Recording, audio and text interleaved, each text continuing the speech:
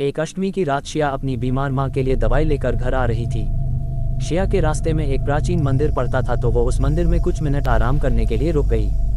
तभी उसे लगा कि जैसे मंदिर के अंदर से कुछ आवाज़ें आ रही हैं। 3 लंबे चौड़े आदमी भागते हुए मंदिर से बाहर आए। उनके हाथ में मंदिर की दान पेटी थी और उनके मुंह कपड़े से ढके हुए थे। शिया को समझ गया कि जरूर ये लोग मंदिर से पैसे चुराकर भाग रहे हैं, लेकिन उनमें से एक आदमी ने शिया को देख लिया और वो जोर से बोला, अरे अरे सुनो, तुम दोनों उस लड़की को पकड़ो, मैं दान पेटी संभालता हूँ। शिया अपनी जान बचाकर भागने लगी और उनमें से 2 चोर उसका पीछा करने लगे। भागते भागते शिया गांव के पास वाले जंगल में पहुंच गई, जहां उसे एक बड़ा सा महल दिखा।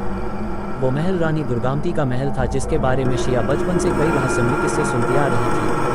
शिया के पास कोई चॉइस नहीं थी और वो छुपने के लिए दुर्गावती महल में चली गई। उसके अंदर घुसते ही बहुत तेज हवा चलने लगी। महल के एक कोने में एक बड़ी सी पेंटिंग लगी हुई थी। उस पेंटिंग में लाल साड़ी पहनी हुई एक औरत के गले में फंदा था और वो औरत उसी फंदे से लटकी हुई थी। लेकिन ऐसी भयानक पेंटिंग देखकर शिया को घबराहट होने लगी। तभी अचानक दीवार पर लगी वो पेंटिंग धम से नीचे गिर गई। शिया को अचानक बहुत तेज ठंड लगने लगी तो वो इधर उधर खुद को ढकने के लिए कुछ ढूंढने लगी। ढूंढते ढूंढते शिया को ऊपर हॉलवे में एक कमरा दिखा, जिसका दरवाजा बंद पड़ा था और फिर जोर से हवा चली और वो दरवाजा खुल गया। उस कमरे में एक लाल रंग की साड़ी पड़ी थी। उस लाल साड़ी के बगल में एक पुरानी सी किताब भी पड़ी थी। वो हवा से अपने आप खुल गई।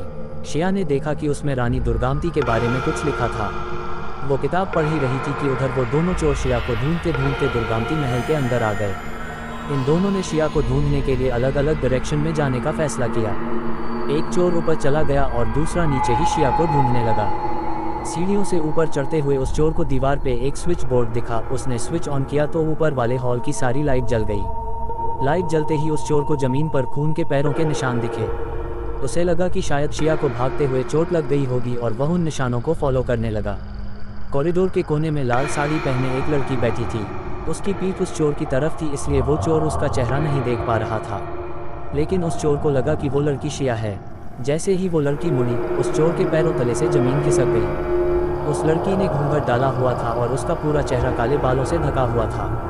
वो चोर को देखकर जोर से चिल्लाई और तभी वहां जलते हुए लाइट बल्ब एक के बाद एक फूटने लगे।